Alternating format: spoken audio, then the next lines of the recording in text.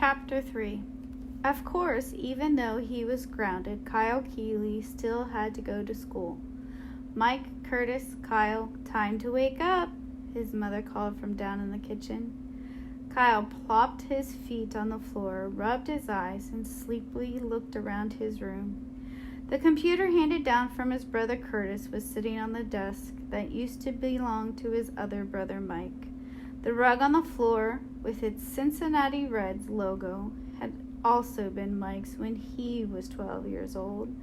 The books lined up on the bookcase had been lined up on Mike's and Curtis's shelves, except for the ones Kyle got each year for Christmas from his grandmother. He still hadn't read last year's edition. Kyle wasn't big on books, unless there was an instruction manual or hint guide to a video game. He had a Sony PlayStation set up in the family room. It wasn't the high-def Blu-ray PS3. It was the one Santa had brought Mike maybe 4 years earlier. Mike kept the brand new Blu-ray model locked up in his bedroom. But still, clunker that it was, the 4-year-old gaming console in the family room worked. Except this week.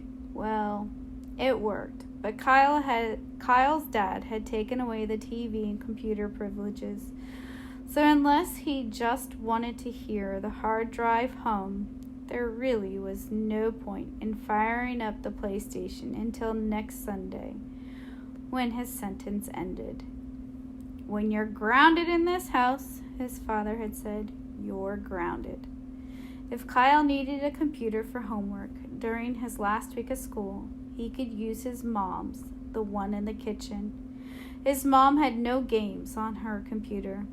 Okay, she had Diner Dash, but that didn't really count. Being grounded in the Keeley household meant you couldn't do anything except, as his dad put it, think about what you did that caused you to be grounded. Kyle knew what he had done. He'd broken a window. But hey, I also beat my big brothers. "Good morning, Kyle," his mom had said when he hit the kitchen. She was sitting in her computer desk, sipping coffee and tapping keys. "Grab a toaster tart for breakfast."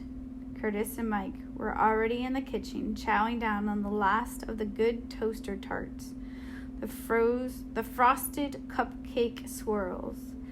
They'd left Kyle the unfrosted brown sugar cinnamon, the ones that tasted like the box they came in. "The new library opens Friday, just in time for the summer vacation," Kyle's mom mumbled, reading the computer screen. "Been 12 years since they tore down the old one. Listen to this, boys. Dr. Yanni Zinchenko, the new public library's head librarian, promises that patrons will be surprised by what they find inside." "Really?" said Kyle, who always likes a good surprise. "I wonder what they'll have in there."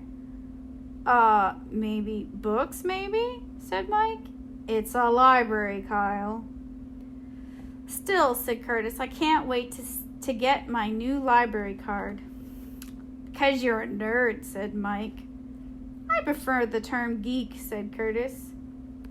"Well, I gotta go," said Kyle, grabbing his backpack. "I don't want to miss the bus." He hurried out the door. What Kyle really didn't want to miss were his friends.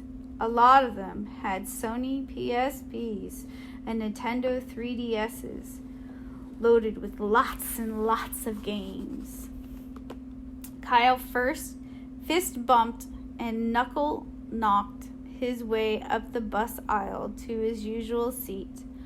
Almost everybody wanted to say hey to him, except, of course, Sierra Russell.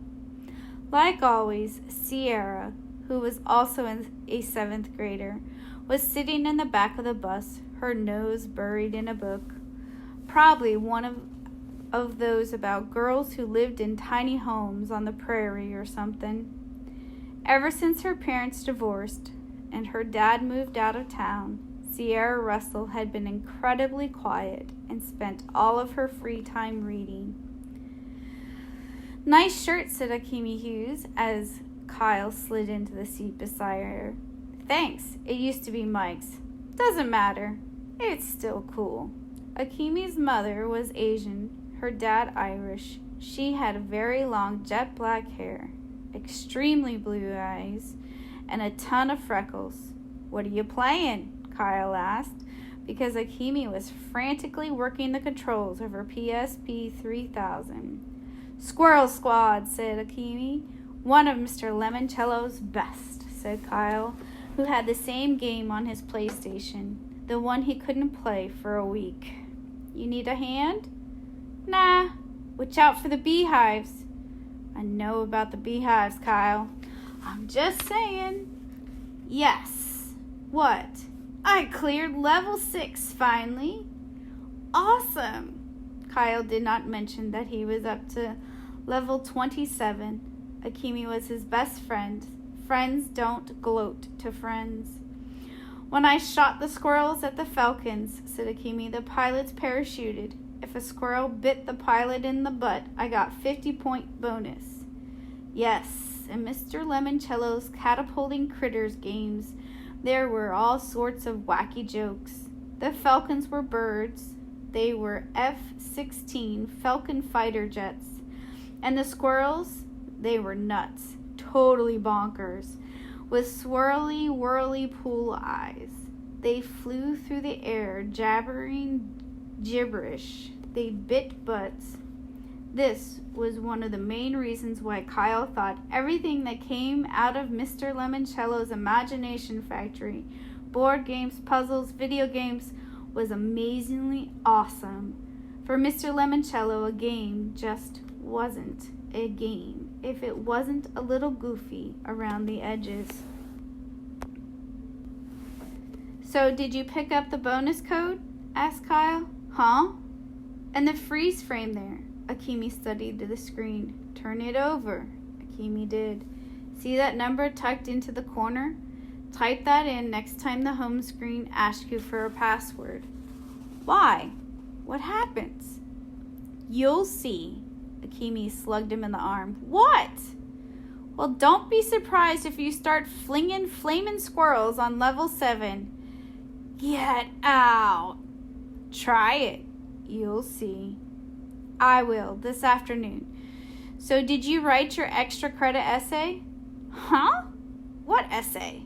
The one that's due today about the new public library? Refresh my memory, Akemi sighed. Because the old library was torn down 12 years ago, the 12-year-olds who write the best essays on why I'm excited about the new public library will get to go to the library lock-in this Friday night. Huh? The winners will spend the night in the library before anybody else gets to see the place. Is this like that movie Night at the Museum? Will the books come alive and chase people around in junk? No, but there will probably be free movies and food and prizes and games. All of a sudden, Kyle was interested.